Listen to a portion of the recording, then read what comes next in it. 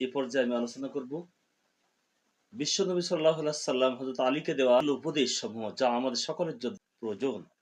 বিশ্বনবী সাল্লাল্লাহু আলাইহি সাল্লাম হযরত আলীকে বললেন, হে আলী, মূসা আলাইহিস সালামের কাছে হারুন আলাইহিস সালামের মর্যাদা যেরূপ, আমার কাছেও তোমার মর্যাদা সেরূপ। তবে আমার পর আর কোনো নবী নেই। আমি তোমাকে ওসিয়ত করি, যদি তুমি তা গ্রহণ করো তবে তুমি বেঁচে থাকবে সুখী ও সৌভাগ্যবান হয়ে। আর তোমার মৃত্যু হবে শহীদ অবস্থায়। কিয়ামতের দিন তোমার প্রতিপালক তোমাকে পুনরুত্থান করবেন ফকিহ ও আলিম রূপে। আলী, মুমিনের আলামত তিনটি।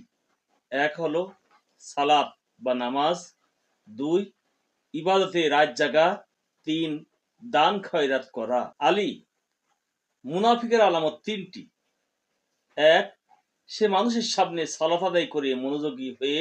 দুই নম্বর, একা সালাত আদায় করলে তখন সে অমনোযোগী হয়ে তড়িঘড়ি করে সালাত আদায় করে। তিন নম্বর, মজলিসে আল্লাহকে স্মরণ করে কিন্তু নির্জনে তার প্রতিপালককে সে ভুলে যায়। আলী, জালেমের আলামত তিনটি। এক, শক্তি দিয়ে দুর্বলের উপর কর্তৃত্ব করে। দুই, লোকের ধন সম্পদ জোর করে ছিনিয়ে নেয়। তিন, খাদ্য বস্তুতে হালাল হারামের পার্থক্য করে না। আলী, হিংসুকের আলামত তিনটি। এক, সামনে চাটুকারি করে। দুই, পিছনে গীবত করে। তিন, দুঃখের সময় আনন্দিত হয়। আলী, মুনাফিকের আলামত তিনটি। এক, সে মিথ্যা কথা বলে। দুই, ওয়াদা ভঙ্গ করে। তিন, আমানতের খেয়ানত করে।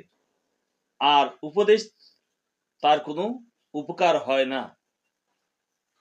আলী, অলসের কয়েকটি আলামত রয়েছে। সে আল্লাহর ইবাদতে অলসতা করে। সালাত এত বিলম্বে আদায় করে যে তার নির্ধারিত সময় অতিবাহিত হয়ে যায়। তিন, অপচয় ও ত্রুটি করে। আলী, তওবাকারীর আলামত তিনটি। এক, হারাম থেকে পরহেজগার করা। দুই, জ্ঞানানুসন্ধানে ধৈর্য ধারণ।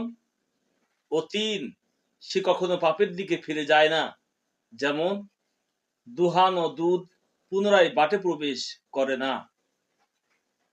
আলী, জ্ঞানী লোকের আলামত তিনটি। এক, দুনিয়াকে তুচ্ছ মনে করা।